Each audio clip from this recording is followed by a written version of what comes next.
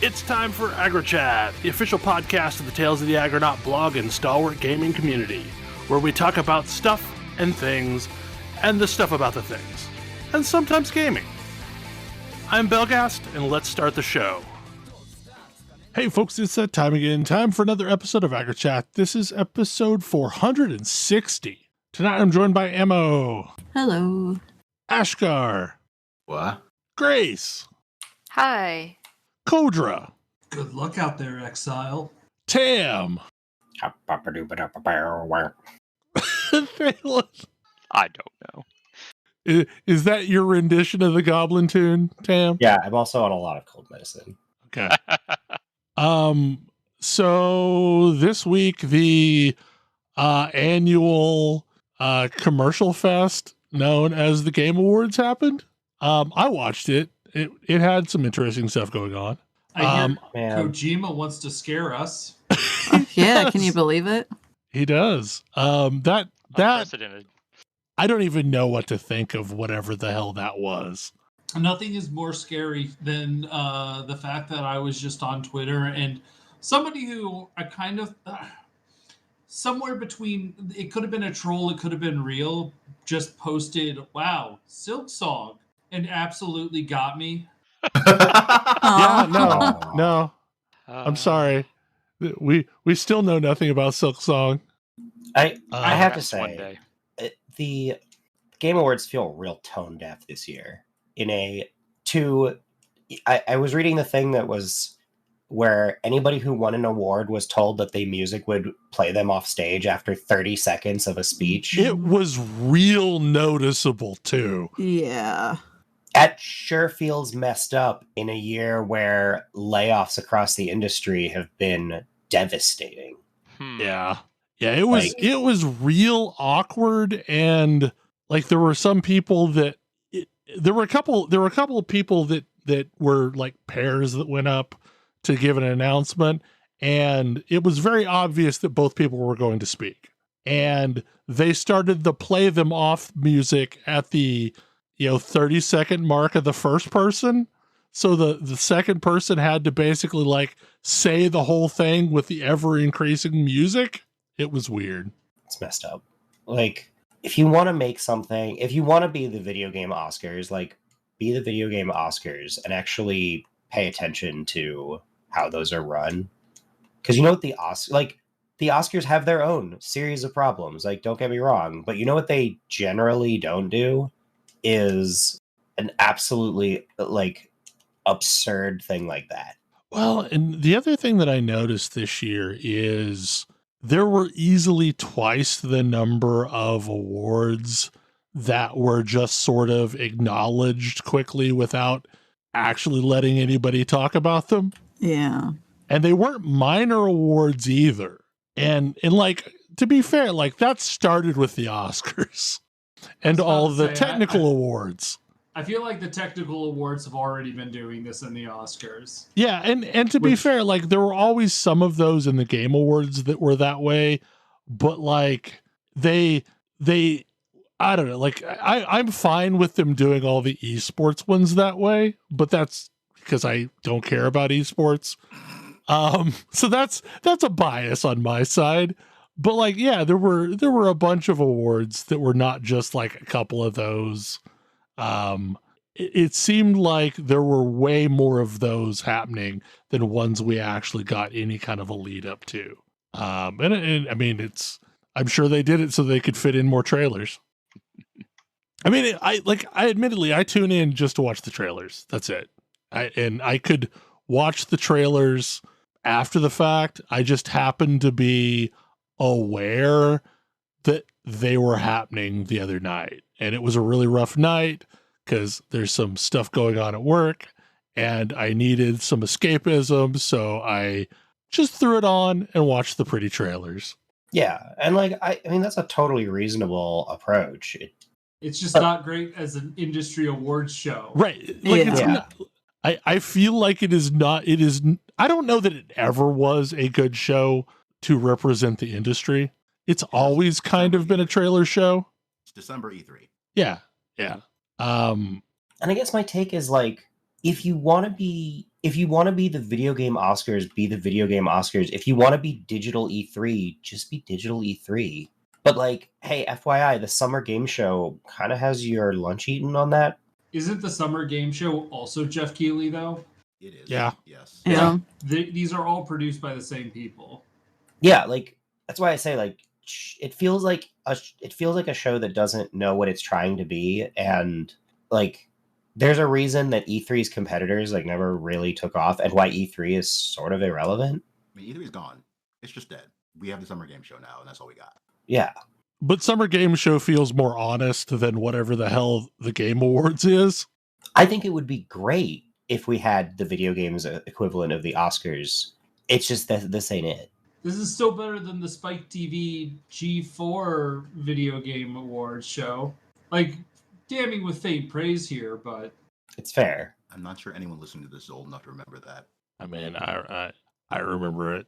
I would be I'm old shocked enough. if I just didn't watch them. Enough. I would be shocked, Ash, if anyone younger than you listens to the show.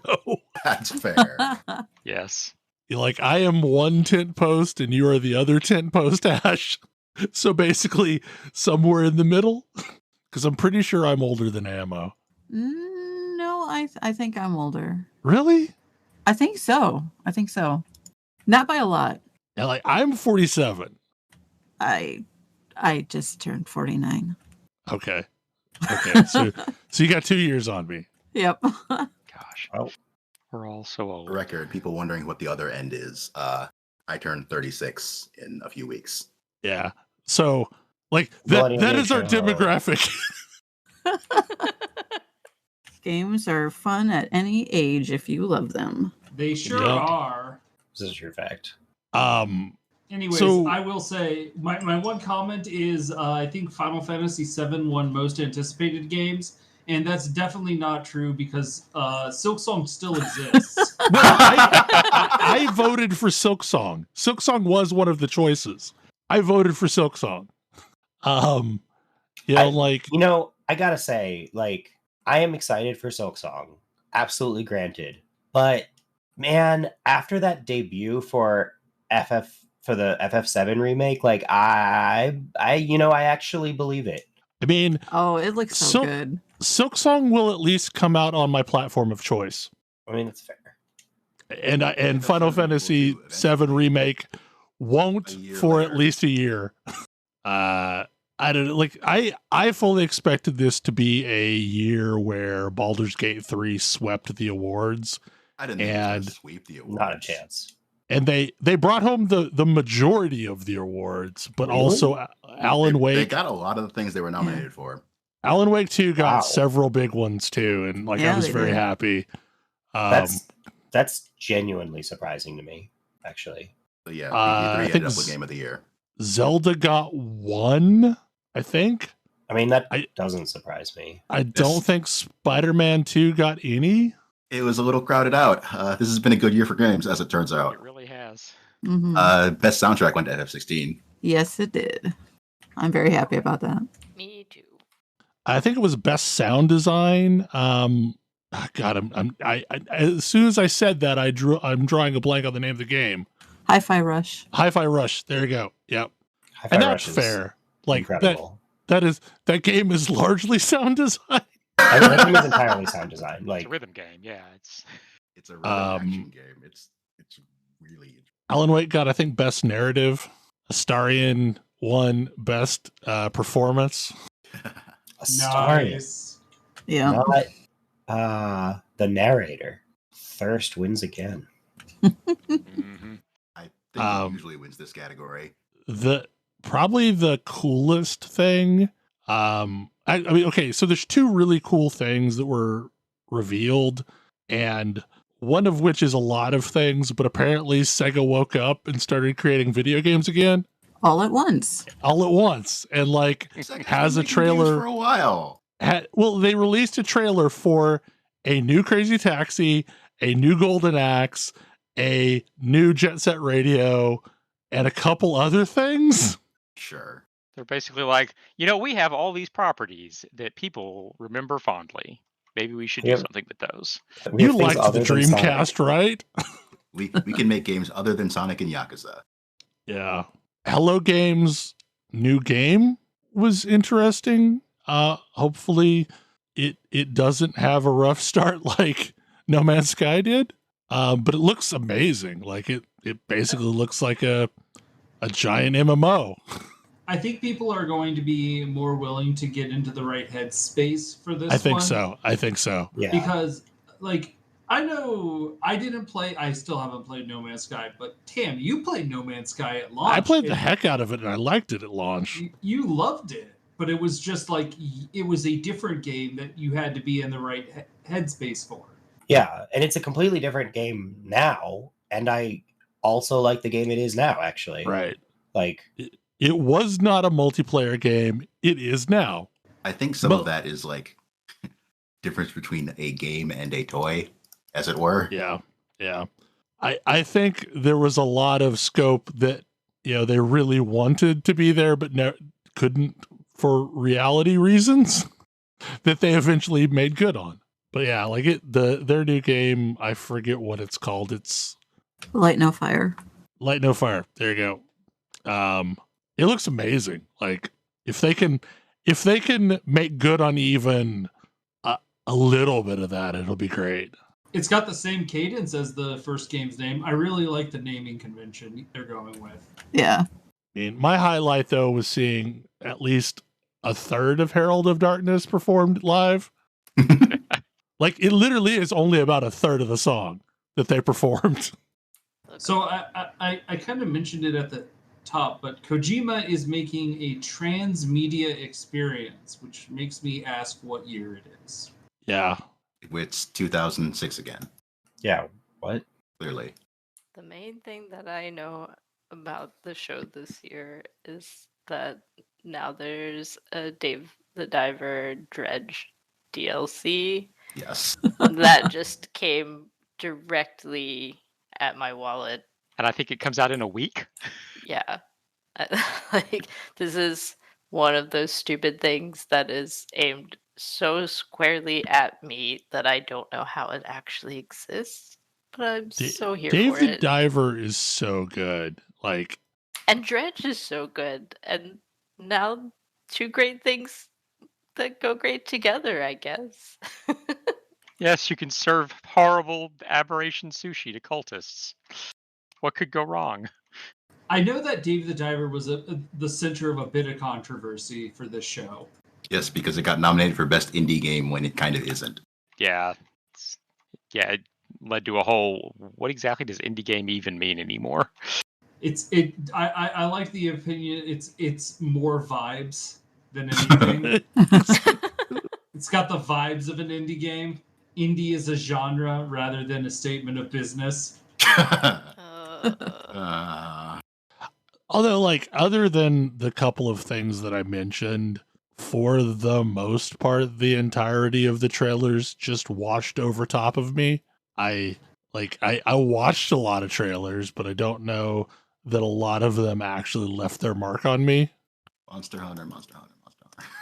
Yeah, okay, that is one positive, is it looks like maybe, just maybe, Monster Hunter is going to actually release on PC at the same time as everything else. We'll see. I was very I'm excited for the 16 DLC. It looks cool. I have not played much 16, but I'm hoping to over the Christmas break, because I think my last day is the 20th, and that should give me some time to sit down and actually like play the thing. Nice. So I threw a topic on here, and I don't want to go super in depth into it, but there is a Monarch TV show on Apple whatever, and it is really good and is connected to the Legendary Pictures chronology of monster movies. And I just find it interesting that we've now arrived at a point where all of the current kaiju films by Legendary are a shared universe. Oh, is this like the King Kong Godzilla cinematic universe? Yes. Which is funny to me because, like, the Toho films were always a shared universe, but it's taken this long for the North American version of this to coalesce into a cinematic universe.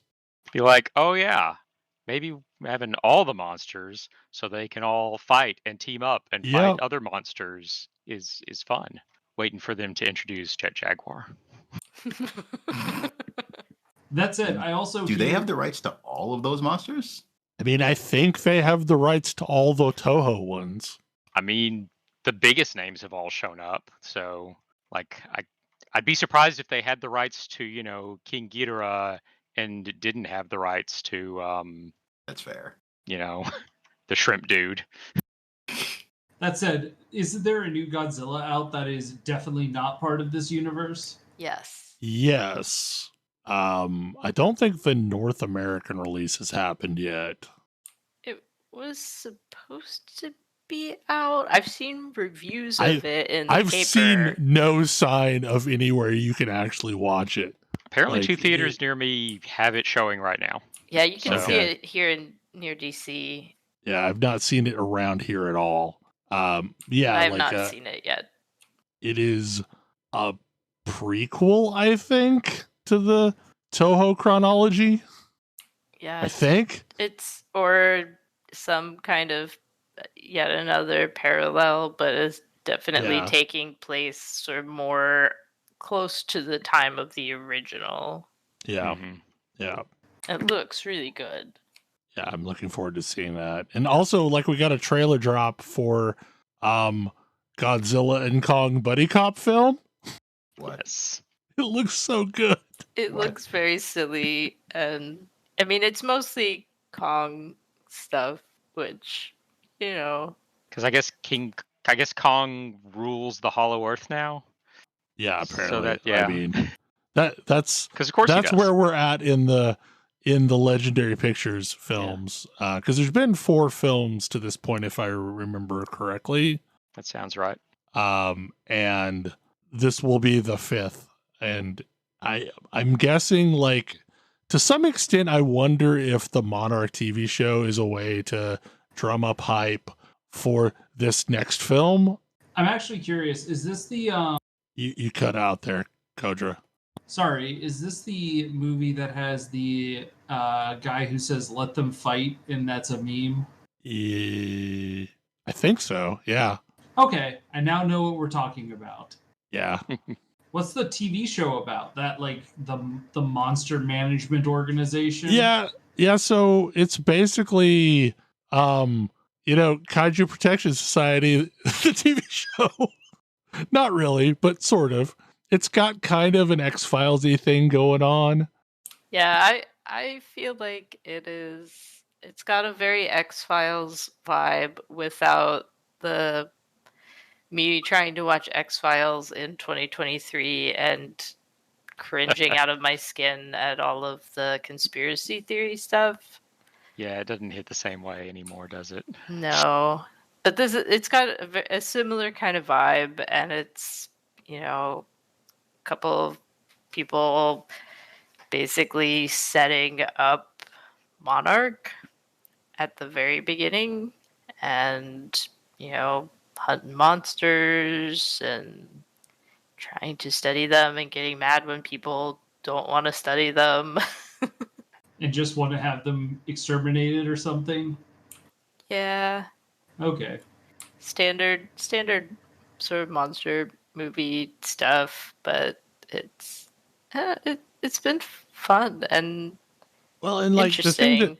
impresses me is they've actually managed to introduce at least one new kaiju, and it's not like a movie of the week kind of kaiju. A lot of times things that get introduced in television shows are not quite of the same caliber as the things that get introduced in movies. I will say, as somebody who did this for the Marvel movies, don't hold your breath on any of this mattering in the movies. Because I watched Agents of S.H.I.E.L.D. Right, exactly. That's exactly the thing I'm talking about, is like Agents of S.H.I.E.L.D. might not have even existed. Like, it did not matter at all. And my fear was that Monarch, the show, would be another scenario like that, but it feels like there's a bit more weight to it. I don't know. It's worth watching. I hate that it's a weekly doled out thing, which means every Like Friday TV I used now to want to be. watch it. Yeah. Yeah, I hate it. Actually, mostly I hate Bel for reminding me that it existed before it finished its run. So now I'm stuck waiting. Yep. At least I remind you when a new episode's out. Yeah. Yes, we're suffering together. Okay. What is the Exit 8? It is a weird little game that I picked up, and it maybe took me like, I don't know, an hour that I've spent messing around with it. But are you familiar with the whole creepy liminal spaces, back rooms kind of concept? Yes, absolutely. I am a big fan of SCPs. Yeah. It's sort of like that as a subway station meets Slylock Fox. Wait, what was that second half? Yeah. So the game is you're trying to reach the exit of a Japanese-ish subway station. And so you're walking through like subway station hallways on your way out, and you pass a sign basically immediately that says, if you see an anomaly, turn around immediately. If you don't see an anomaly, do not turn around. This is how you reach the exit. Okay. And so that is what you do. And you know, I'm not going to go too deep into it, but that is what you do in order to get out. It manages to be creepy without jump scares, which I think is good. That's good. I might and actually it's play also it. like it's just interesting. It's just an interesting thing to wander through because you'll pass through the same hallway a lot. And you have to look at all of the things in the hallway and decide if they're different. Oh boy. And you get pretty quick feedback because if your count resets, they were different and you missed it. But I had fun with it, and it's clever. It's like there were a few things that were really, really little details, and I definitely spent the first probably 5 to 8 minutes, wandering around like, what the hell is going on? Does this even work? Before it started to click. And like I said, I was done in like an hour, and I explored it pretty thoroughly. I think I got every achievement because it's not like a long game. But it was neat to see, and it's the kind of thing that I like to pick up and just mess with to see like what is going on the weird indie fringes. You don't have to speak Japanese. And for anybody who does decide to jump into it, I will do you a big favor right here. You do not need to memorize all of the text on all of the posters. This sounds very fun. Is that a thing that you did or tried to do? Yes. I spent a long time like studying studying a series of posters so that I could be like, did they change the text? The posters do change, but not that subtly. And it did get me a few times with where like I would turn the corner and see something and be like, whoa, okay. But it wasn't like, it wasn't raptors jumping through the windows every 5 minutes kind of jump scare. I think there was one thing that counted for me as a jump scare because I heard a sound I didn't expect, but it was like a perfectly normal sound. It's just a quiet subway station. So yeah, like it was startling in that sense. It wasn't like something jumping out at me. I might try it, but I will say that I played the game Amnesia once, and I didn't get to anything that could be even remotely called scary, and I had to turn it off because I was having like too fast of a racing heartbeat. No, this is not this is not a scary game, I don't think. Like Amnesia is not the right comparison. Like what is a good? I'm trying to think of what even falls into this category. Like I don't know. I'm trying to think of something that's unnerving but not like actual horror. Well, I mean, like the first part when you said that was Stanley Variable. I mean, you compared this to like the Backrooms, which is its own genre of what they call analog horror, which is not necessarily scary, but it's just unnerving. Yeah. Like it accomplishes the feeling of it's like Gone Home level of scary. Okay. Like, because Gone Home is not totally benign. It is creepy. Gone Home Gone Home is definitely pretending feels to be creepier than it actually is, though. Yes. Yes. Yes. Yeah, it's very atmospheric. Yes, as is this. This is like the same level. Maybe a little bit more, but like only because it's a much shorter experience and Gone Home was more drawn out. It's also, to me, a testament of what like modern indie game dev tools will let you do. Because it looks good. It's not like, amazing AAA quality, but it makes me think of like, what did indie games look like 10 years ago versus like, yeah, this is a lot less there's a lot less actual physical space and so forth in this game than in a bunch of others, but like, it looks good.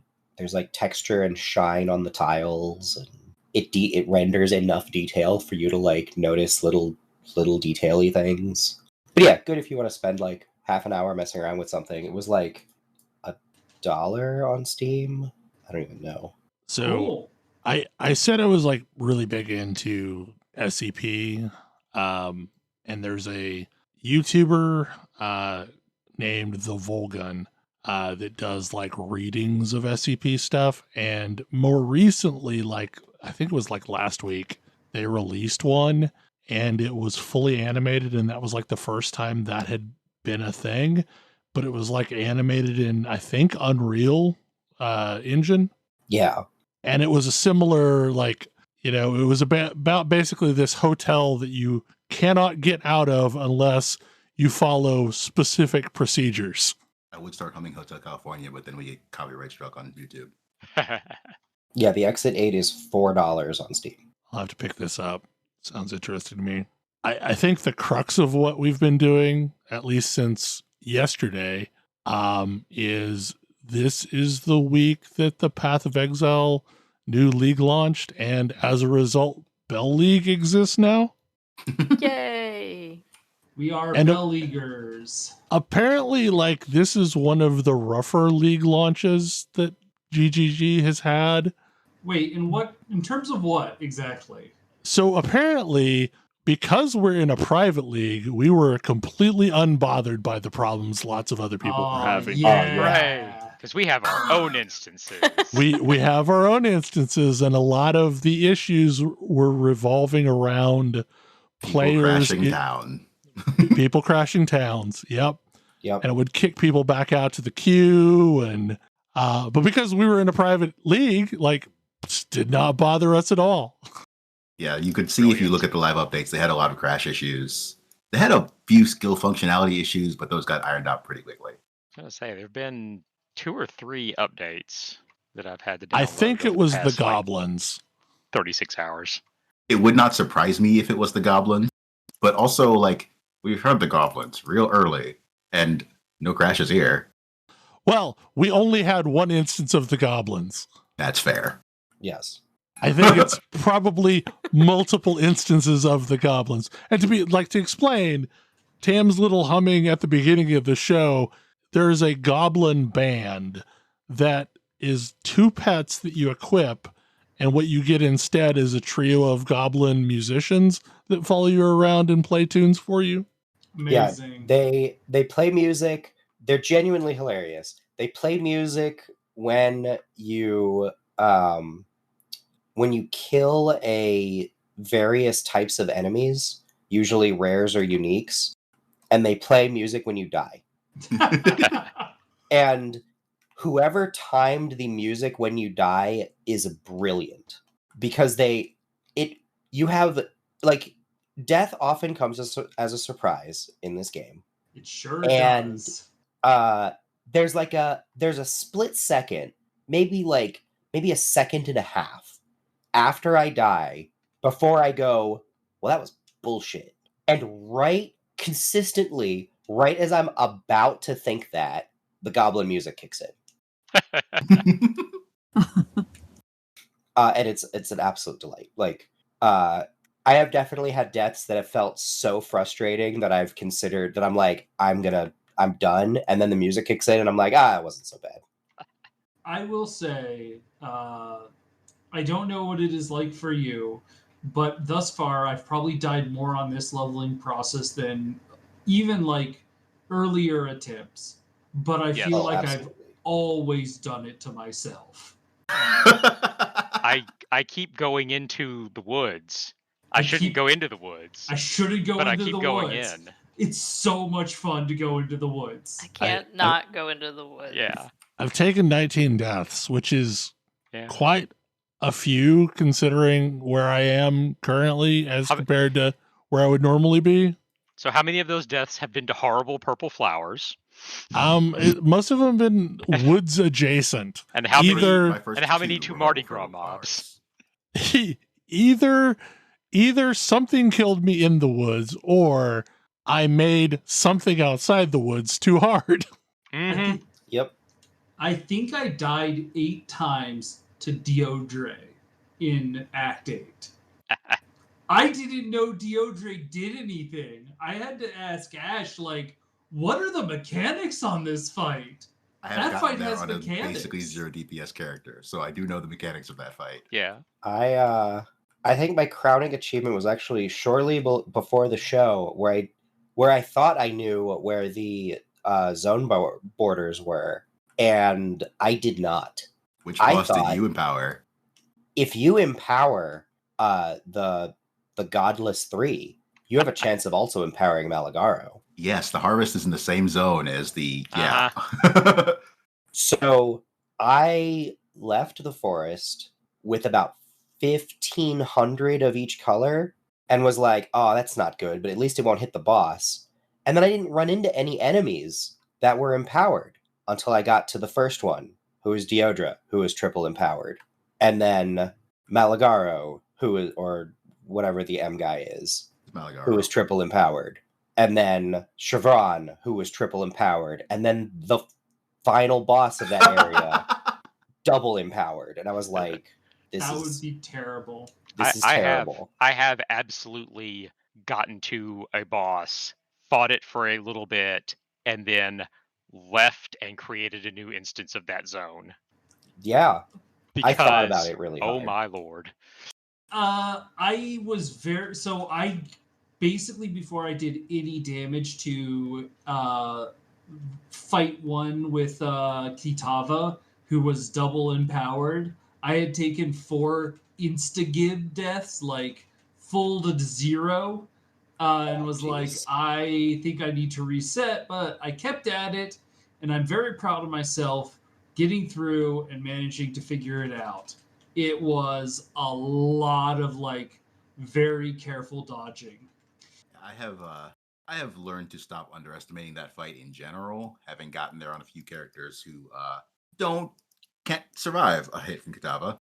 See, that's most of my characters. I think that like I've done uniquely well this league so far because I don't play characters with defenses. Like the first time I completed the story, it was on a character that had like minus 100% of all of his elemental resists.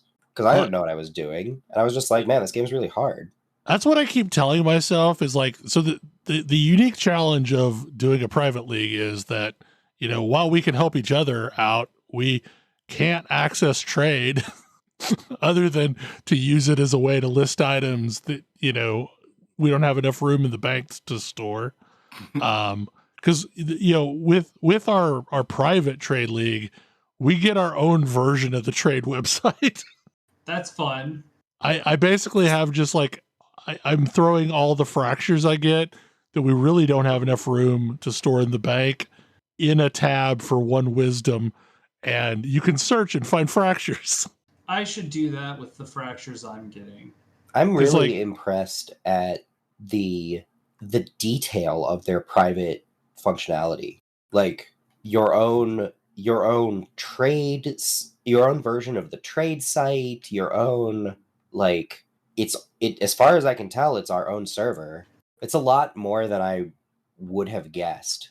And like, I guess it cost us money, so yeah, it's pretty cool. I'm enjoying it. But like, this is really neat, and I'm between this and, you know, certain other games that have been like kind of toying with it. Like, I wonder if we're about to see a resurgence in private server stuff. Unlike certain other games, you do get access to the entire game in a private server in Path of Exile. Yeah, I wonder who's going to learn from this. No one. Like, This has existed for a long time. It's not the cheapest thing in the world, but it wasn't ungodly outrageous either. Also, we set it up for a month, and most people do this for a week at most. Right, right. By default, I think you get 8 days. And we went ahead and expanded it by like another 30 days or so. Maybe it's 10 days you get by default. And then we expanded it by 30, so we had 40 total. And then, like, at the end of that 40, the characters can just go to trade and will be, normal Affliction League characters. But it definitely creates, like, an interesting mechanic of, like, okay, like, we can lean on each other, but that's it. And I'm really excited that we've already been, like, helping out. Like, Bel got me my axe, so now I'm an axe wizard. Yeah, I mean, you picked a pair of gloves up that I was going to, end up throwing on a secondary character. So I snagged those out of the bank, and if anybody needs them before then, I will happily hand them back over. I just got a max roll, which is a really interesting one. It's a 2-handed sword stun, increased stun duration. I think that has potential. But, like, now we get to look at this stuff and say, I think this stuff has potential.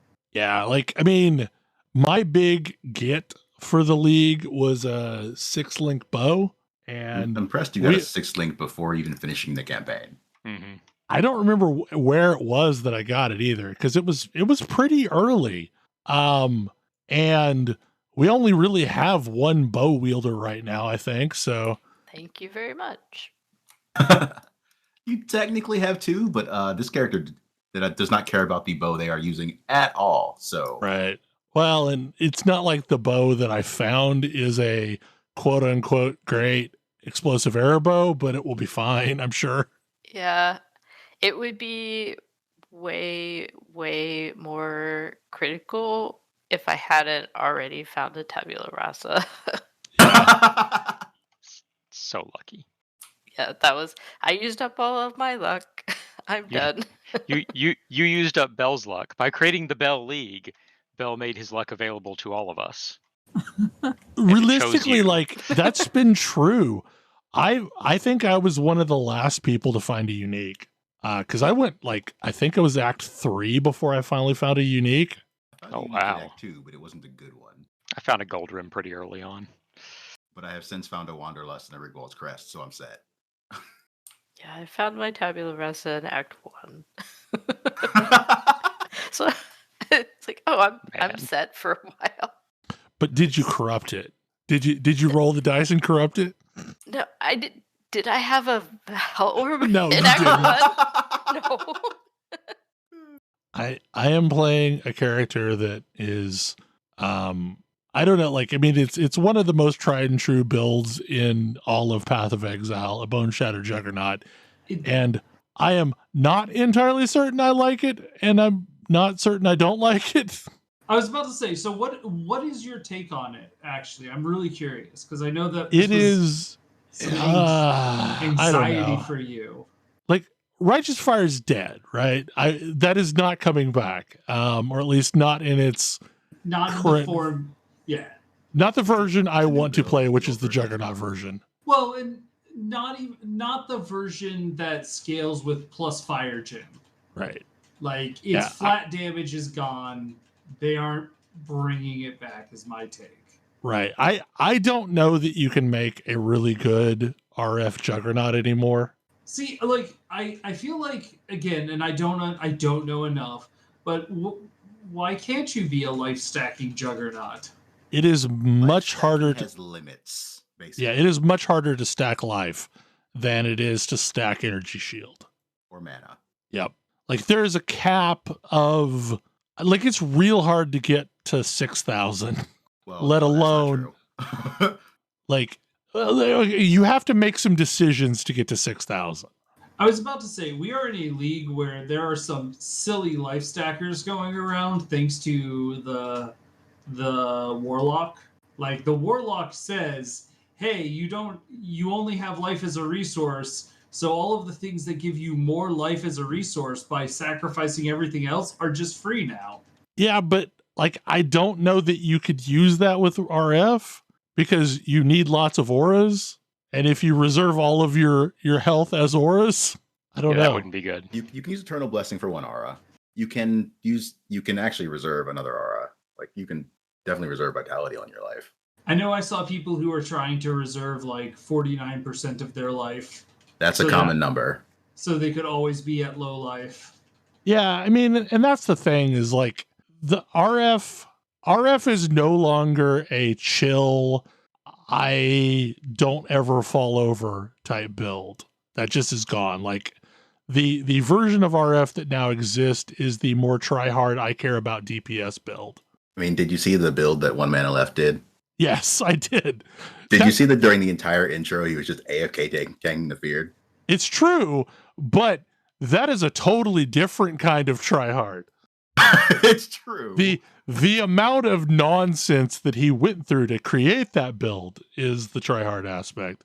Like you can still create a super chill version of RF, but you're going to require a mirror to get there. So that version used Ivory Tower, but you can get most of the way there without, like you do need the Ivory Tower. That's not optional. Yeah, you can get most of the way there otherwise. Anyway, I may at some point try and build that thing and see how far it is. I don't know. Bone Shatter is fine. My gear is crap right now. I think when my gear you need is a better not weapon. I think when my gear is well, it's all of it. It's like my health pool is crap. I have like 3,000 health right now. Like there are issues that I can resolve over time that I think will make this build feel better. If I were in Trade League, I'm sure I would have already solved all the problems and be up and running and well into yellows by now. As someone who plays a two-handed build, generally speaking, into maps, you need a better weapon. Yeah, probably. I just haven't found a better base yet. When I do find a better base, I will craft a weapon. But yeah, I mean, like it's fine. It's better than Lightning Arrow Raider was. Not as good as RF Jug is or was. Like it is weirdly immortal until it isn't. Does it kill itself or does things around it kill it? Things around it kill it. Yeah, I mean, like and I think it's like there are a lot of reasons why this could be happening. Like I don't have my resist capped. I was about to say, don't have much of a life pool. Like there are other things that are going on that I am not sure I can blame the build for. You're playing in a league mechanic that wants you dead. Like yeah, right. They want to give you all of the loot, and in order to get the loot, they also get to kill you. Right, exactly. Like there's extenuating circumstances that I'm not entirely sure I can pass judgment upon the build yet. It's like I'm not sure RF could survive all of this. Like these mobs are nasty. Well, and like Ash and I were talking before the show, I have technically gotten all my Atlas completion, the 115, not the nonsense that Kodra did last league, but I've gotten 115 of 115 without ever capping my resist before in a league. I can suffer through anything. Mostly I'm just trying to get, Delve started because like I've done very well down in Delve so far. I was about to say that's probably because the forest isn't in the Delve. Exactly. It's a place where you can go and not worry about the league mechanic. Right. Damn cultists. How far is everyone into the league mechanic? I can't get the mobs for my quest, so I'm still on the quest step. I'm apparently not because I don't have any quest steps. So you can end up in a spot where like you have to just do some more of the mechanic before they'll give you the next quest. I'm not sure what triggers it, like number of wisps collected or what. No, I think you have to meet your warden several times, I think. Okay. Also, you can have more than one quest active at once. I have discovered. Yes, I did have that. Because I have not killed 500 nameless, and now she wants me to kill something called the Morrigan, and I'm scared. You should be. I have killed the Morrigan. I know what that name goes to. The part that amuses me is that you killed the Morrigan after you killed the thing after that. Yes, I have also killed the King in the Mists, which showed up, like, jump scared me at some point. I was like, why am I getting big challenge completed? Oh no, that's bad. But I did manage to kill it because I treated it like a Dark Souls boss. If it looked like it was going to attack, I pressed dodge. And by dodge, you mean Frostblink? No, by dodge I mean Flame Dash. Okay. But we do, this is, I believe, how we got our first League mechanic unique. It's not good, but we do have it. The weird face mask thing? Yep. Was that where that came from? I thought that was something new. It is. And I think we've also found a couple of the Toda uniques. Like, I got a belt that I know was a Toda unique. And I think there was something else that I recognized in the guild bank that I think was from Toda. So those appear to be dropping fairly commonly. Apparently, Utula's Hunger is not that rare. That's a nice add to the general drop pool. Oh, and also, Omens are back, and they're in the forest. And they gave them new art. They didn't change the names or what they do, but they gave them new art because they're associated with this mechanic now and not Toda. I wonder if this is gearing up to, like, I wonder if they're like, Toda is definitely not going to go core, but maybe this will. I think Toda will make a comeback at some point in some way. I think Toda will make a comeback as, like, maybe a temp league. I wonder if they will implement Toda as like a pseudo PvP thing. Because, like, the player base has been asking, or some portion of the player base has been asking for some sort of actual real PvP thing. Okay, I do need to stress that one of the rarest achievements, I think rarer than Kill the Maven, is capture the flag in CTF. No one cares about PvP in this game. That's not what this game is for. Look, Diablo 2 had PvP, so you must implement PvP in your game. Cough, cough. I mean, Diablo 4 technically has it, but nobody ever does any of it. You have to do enough of it each season to knock out an achievement, but nobody's actually there to contest you. So what builds is everyone Lee starting this time? I'm going easy and went with my Arc build, especially because Arc looks like it's fun and I can do some silly things with it. Are you planning on using the new arcs? If I can get... So, they have the nonsensical new Ascendancy things, and one of them appears custom made to tempt me into messing with Oscillating Arc, so I'm going to do that. That one definitely looks like fun. Somebody got what is it, Ashenoths, or what's the silly mask? Oh, Asenath's Mark? Yeah. It requires a bow, though, because it only triggers off of bow abilities. Sure. I got a Roth's Reach. I don't know what Roth's Reach does. Skills chain 2 more times. It doesn't say projectiles, it says skills. So I'm wondering if there's an Oscillating Arc with Asenath's and Roth build out there. Because Oscillating Arc really wants you to somehow manage to increase the number of bounces it does, or chains. Awakened chain support is the answer there. So, okay. I see where you're going with that, but I also feel like... it's not a great idea because your skill is 4-linked in your helm at most, and you're triggering it with the bow that doesn't do a lot of damage. Arc is not an ability where you need to maximize each shot. Arc is about a lot of small numbers making very, very large numbers. Okay. Because, like, I am casting it casts pretty fast, and so, like, and I have spell echo on it, so I'm casting it, like, 6 times a second. Okay. Sorry, make that 12 times a second.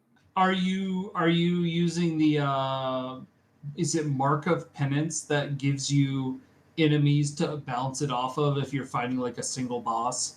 Well, yeah, once I get that far in the forest, I didn't want to jump on that too soon. Especially when you can pick up Ravenous first, and Ravenous is a great starting node. Yeah. Ravenous is the one that lets you eat a corpse and gain buffs against that corpse's enemy type? Yes. Nom nom nom. I'm boring. I yell at corpses, so they'll give me loot. Which, to be fair, since I destroy corpses, I don't actually get to use that piece, but I was going to ask. I use it to pop open chests. My league start is explosive arrow champ because I'm boring and I know I like the playstyle once I finally get explosive arrow. Yeah, I mean, definitely one of my priorities this league was like, let's try something that I know how to build and can edit if I need to, and also scales really well because I'm probably not going to have good gear for it. Yeah, I'm playing Cold Dot Elementalist, and we'll see if it's still okay with Vortex busted. Like Cold Snap's still fine. Isn't busted. It can do lots of damage. I just can't can't drop vortexes on the ground while I'm running around, so the clear is going to be slower. But whatever. I mean, I was talking about that with Bel earlier, and I think a thing that is really tempting is the thought of replacing Creeping Frost with Wintertide Brand. Yeah.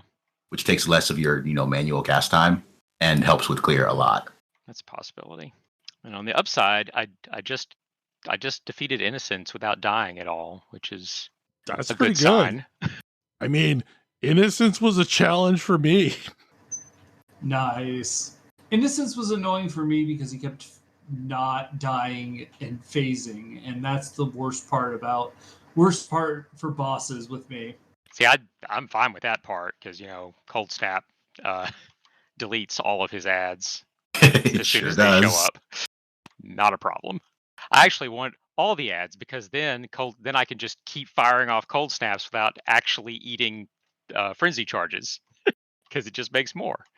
The problem that I have with Bone Shatter is it doesn't really have any actual recovery of its own unless you're hitting yourself. So anytime there's a lull enough to let trauma drop off, you start having trouble healing yourself if you then suddenly take like a big dot. So like Innocence would turn around and do the fire attack, and I would have to furiously try and get the hell out of it until I could come back and then build up enough self-harm to heal myself back up. So yeah, it's a bit weird. Like I think Bone Shatter would feel better if I were running Vitality, but I don't know how I can get enough reservation to run Vitality. Clearly, we need to get you a bunch of very hard to find oils so you can anoint Charisma. Yeah, Charisma. I will say, like, even though this is the league that killed my favorite build, there's a lot of interesting things going on, and I'm mostly here for it. I don't know what things will coalesce into a build, but Falling Zombies looks hilarious. Falling Zombies does in fact look hilarious. I'm hoping that Arc is resurrected and like it seems better. Yeah, no, it seems good. I'm hoping it's like legitimately good now. Like it's definitely got the problem of it won't ever be popular because you have to push more than one button, but that's fine. You like pushing more than one button. I do. And this game gets very boring if you're only pushing one button. I do find it amusing how few people apparently play this on controller on PC. But I'm having a great time with this. And I've managed to make my swap to Hexblast with as little gear as I've ever done it with. We'll see if that was a mistake at some point. Yeah, like once I get to maps. I did not realize that a lot of people play Sunder all the way to maps. So that may be part of why I'm kind of awkward at the moment. With Bone Shatter? Yeah. Yeah. Apparently a lot of people will play Sunder all the way to maps. It's a good skill. And then we'll swap to Bone Shatter much later. I mean, I definitely... it's one of my issues, like, one of the big issues, I think, with Hex Blast is just how late it takes it to start feeling good.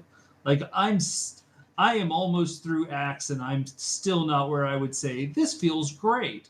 Like, I definitely need my third lab before I'm comfy.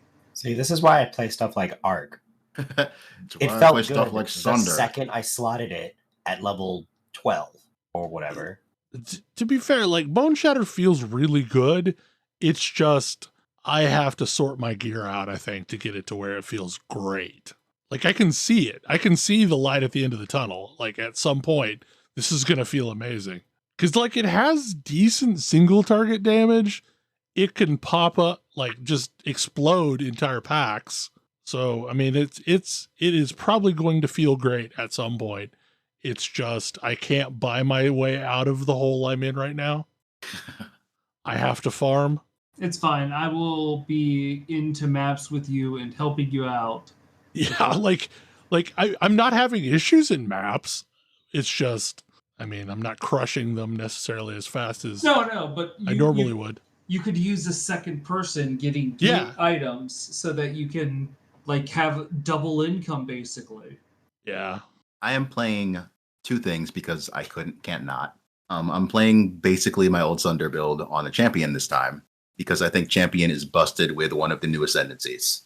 But also, I'm playing a build I've never played before, a Reaper Elementalist, which is an interesting concept that I am exploring.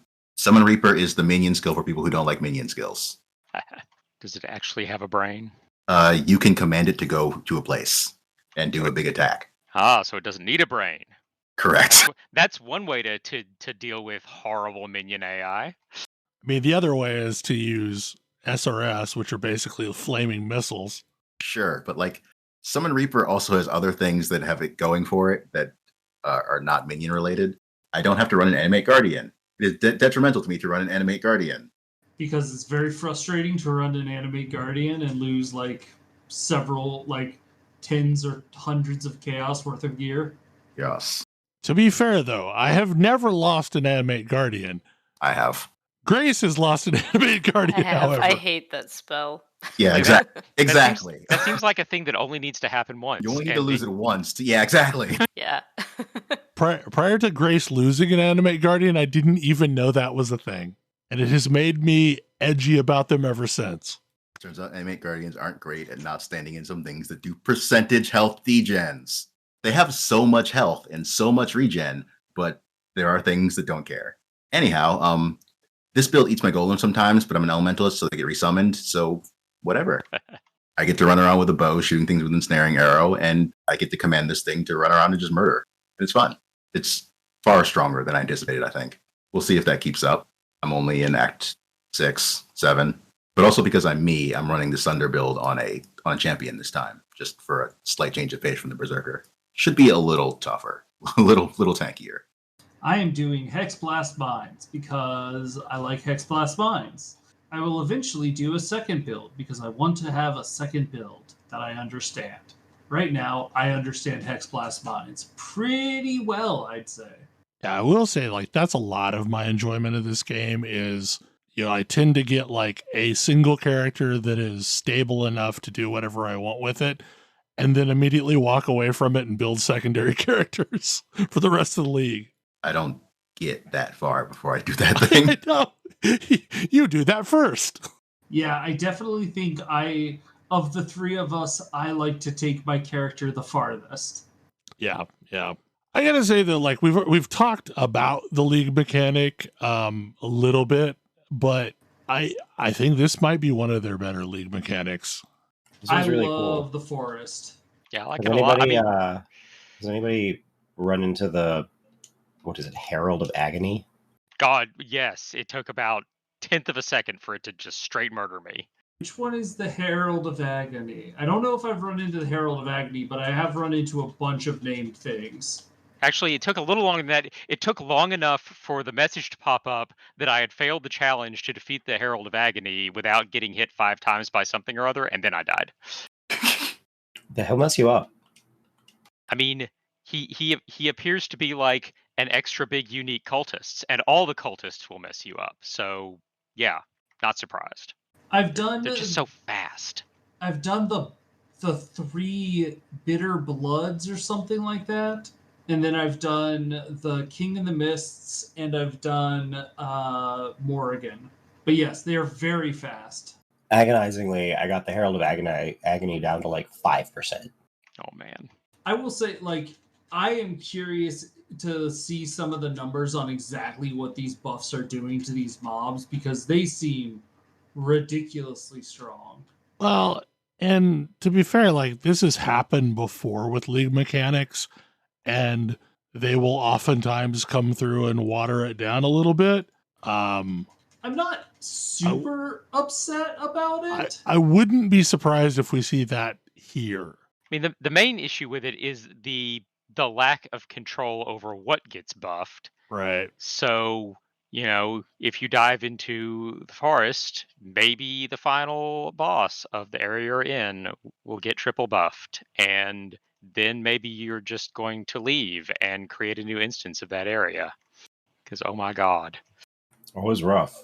I also had one map where I did the forest, and then like every single yellow mob for the rest of the map was at least double buffed and had life regen and extra life. And that takes too much time. Like I don't have all night. No. Yes, this definitely has led to more than one time where I was starting to fight a yellow mob and was like, actually, I cannot fight this thing. I can just leave. Yeah, you realize, oh, his health bar isn't actually moving.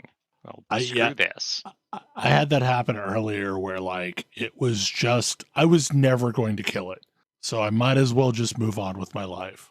Again, you don't have to do the League mechanic, and I'm sure a lot of people are choosing not to until they're a little bit more powerful, and I can understand why, because, wow, it is rough. But it does, like, I have gotten, I have gotten some times where I think I got, like, 22 alteration orbs from a currency conversion, killing one of them. I mean, it's pretty profitable.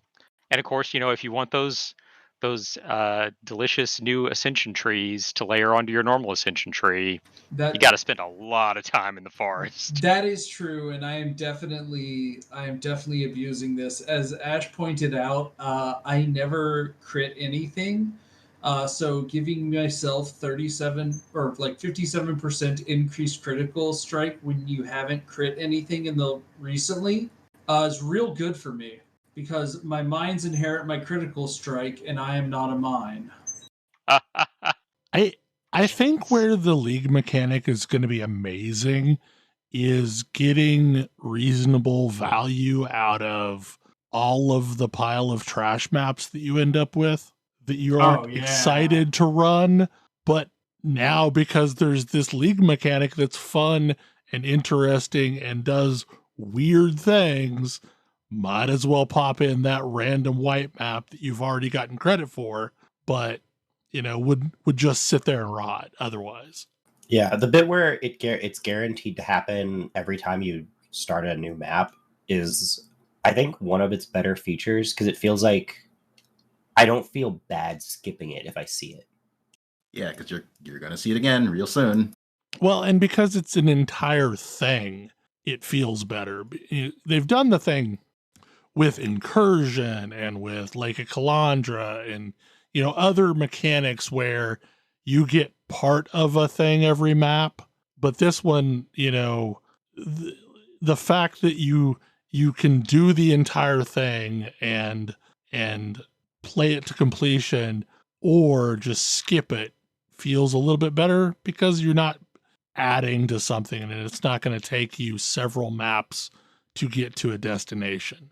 The other big part about this is I just really like the unknown, like the exploratory nature and the way they encourage you to kind of go slow through here. I know that was one of their design goals, but like I'm definitely like trying to pay attention to where wisps are and trying to predict where I think like big reveals are going to be.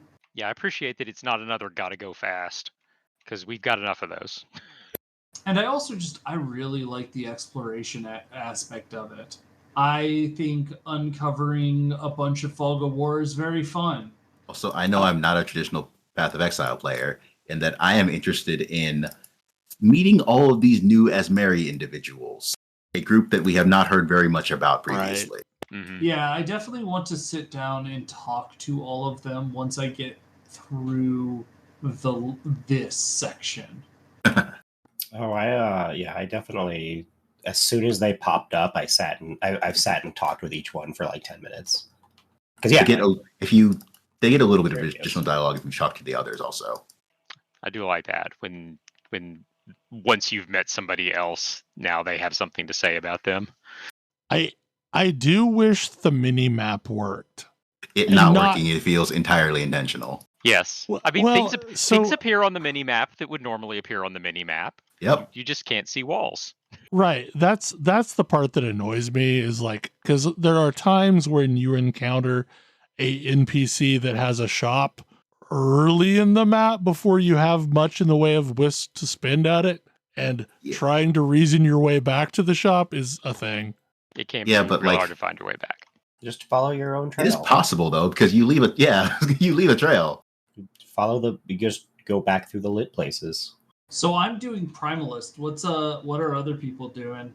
Warlock. I think I'm doing Warlock on both characters, honestly. Bad ideas for different reasons. Are you doing the consuming people then?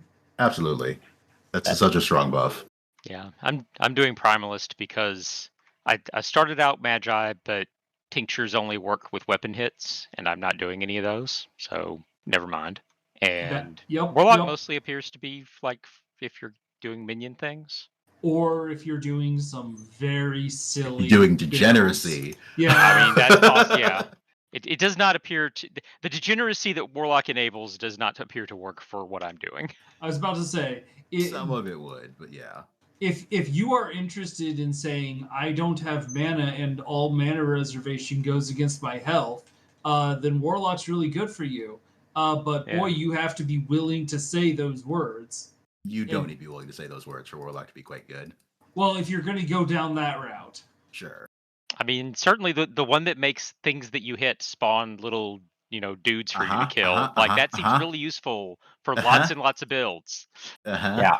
Oh, it's going to be real funny. It can be real hilarious. Because suddenly you always have ads to kill when fighting bosses, which has historically been a real problem for some builds. Sunder, which again is my favorite skill in the game, is a skill that makes a big shockwave of earth that goes forward. And it creates a shockwave around each enemy you hit. So, what if there were more enemies standing next to that boss? Well, there are certain chieftain builds from last league running Hinakora's Death's Fury that used to use the Val Breach just to get more mobs on the screen to get more explosions. Yeah, those builds will be using this now too. I don't know, right now I'm Primalist, but I think I might end up going back to tinctures because I feel like tinctures could probably be very beneficial to Bone Shatter. Yeah, I mean you are doing weapon hits, so tinctures would probably be really, really good. Especially when I saw the one that is, everything can freeze. Looks amazing. Sounds like a ridiculous thing to have on Bone Shatter. Yeah.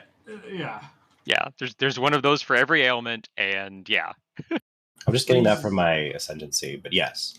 Everything can shock also seems like it could be useful for some builds. Well, everything can freeze becomes such an amazing defensive layer. Yeah. I know that I'm doing Primalist and building my own tree right now, and there are some things that I am able to get that are so good for my specific build. Like apparently I can get additive critical strike to spells. Yep. If I'm full on power charges, that's bonkers. That's so good. Like, I am mostly putting in a full support link just to get +2, and I can get plus 0.5% from just this bonus ascendancy. It's really strong. And as I was discussing earlier offline, the critical strike is also a defensive layer for me because all of my crit damage freezes. Mm-hmm.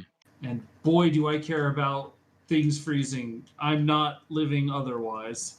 So I'm looking at the clock, and that is probably a show. Any other thoughts? It's almost that time again. I remember what games I played this year. There were a lot of them. Mm-hmm. Yeah, that's the thing. A lot of good ones. Yeah. There are a lot of good games I didn't play this year, but I think I know the 3 I'm going to put on the list. Well, hopefully you enjoyed the show, and we will see you again next week. Good night. Good night. Good night. Good night. Good night. See ya.